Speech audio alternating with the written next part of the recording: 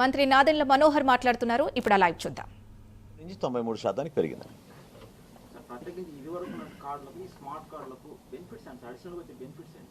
ఒకటేంటంటే మీకు ATM card size ఉంటుందండి ఇది.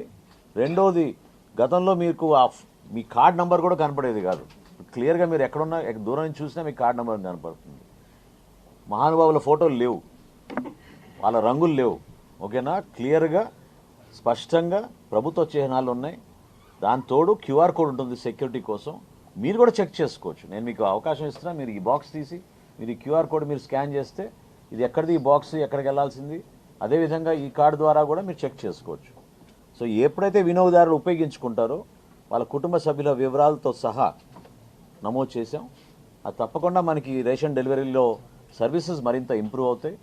ఇది ఒక ఐడి కార్డుగా మారిపోయింది కాబట్టి రైస్ కార్డ్ అందరికీ కూడా ఉపయోగపడే విధంగా ఈ ఏటీఎం కార్డ్ సైజులో మనం తీసుకొచ్చాం ఈరోజు.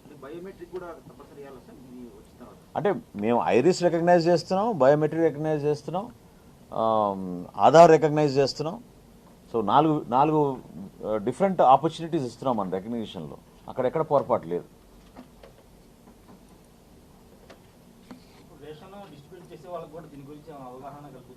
చేసామండి, ట్రైనింగ్ ప్రోగ్రామ్ ఇచ్చాం. ఇప్పుడే నేను ఇందాక అన్నట్టు మీతో రాష్ట్ర వ్యాప్తంగా జాయింట్ కలెక్టర్లతోటి, మా డిఎస్ఎల్తోటి, డిఎంలతోటి ఇప్పుడే వీడియో కాన్ఫరెన్స్ పూర్తయింది. వాళ్ళందరికీ కూడా స్టెప్ బై స్టెప్ అంతా వివరించాం, ఇంక్లూడింగ్ ఈ బాక్సెస్ ఎట్లా వస్తున్నాయి ప్యాక్డ్ అనేది. ఈ 9 జిల్లాలకు ఆల్రెడీ చేరిపోయినవి. తహసీల్దారులు వాటిని ఓపెన్ చేసుకుని సంబంధించిన ఫేర్ ప్రైస్ షాపులకు పంపిస్తారు. అక్కడ జిఎస్డబ్ల్యూఎస్ ఎంప్లాయీస్ని ట్యాగ్ చేసి ఇంటింటికి డెలివరీ జరిగే విధంగా ఏది ఫార్మల్ లాంచ్ అయిన తర్వాత, గౌరవ శాసనసభ్యులు, మంత్రులు వాళ్ళందరూ లాంచ్ చేసిన తర్వాత అప్పుడు ఈ కార్యక్రమాన్ని ముందు తీసుకెళ్తారు.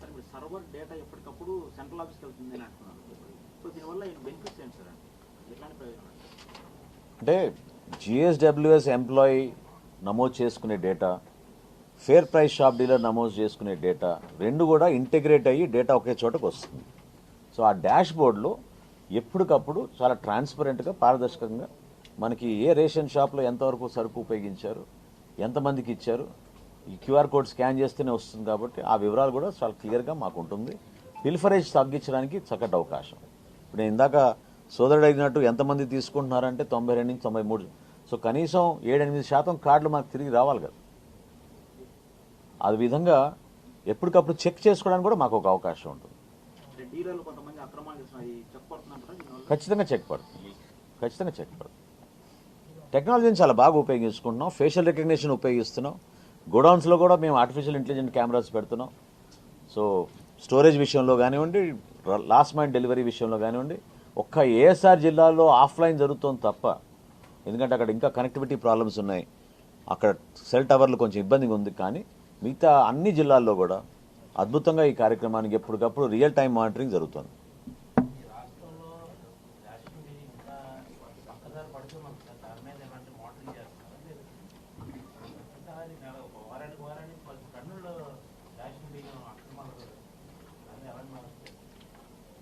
నంబర్ ఆఫ్ కేసెస్ గణనీయంగా పెరిగినాయి.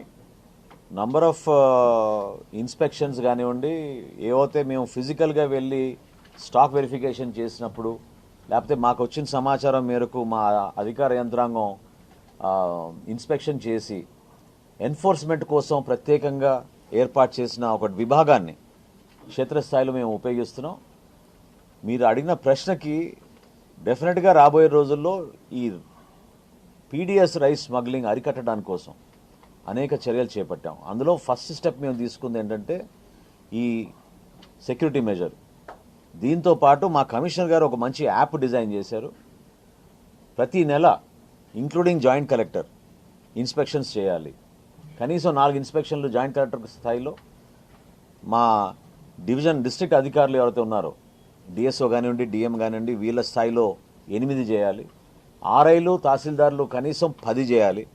ఇట్లా ఒక సీక్వెన్స్ పెట్టి ప్రతి నెల ఒక యాప్ మేము గత నెలలో ప్రారంభించాం. ఇప్పుడే ఇంతకుముందు కూడా మేము దాన్ని మానిటర్ చేసి వచ్చాం. అటువంటి మానిటరింగ్ తోటి, అటువంటి టెక్నాలజీ తోటి ఖచ్చితంగా ఈ పీడిఎస్ రైస్ స్మగ్లింగ్ తగ్గించడానికి కోసం మేము చాలా బలమైన నిర్ణయాలు తీసుకుని ముందుకెళ్తున్నాం.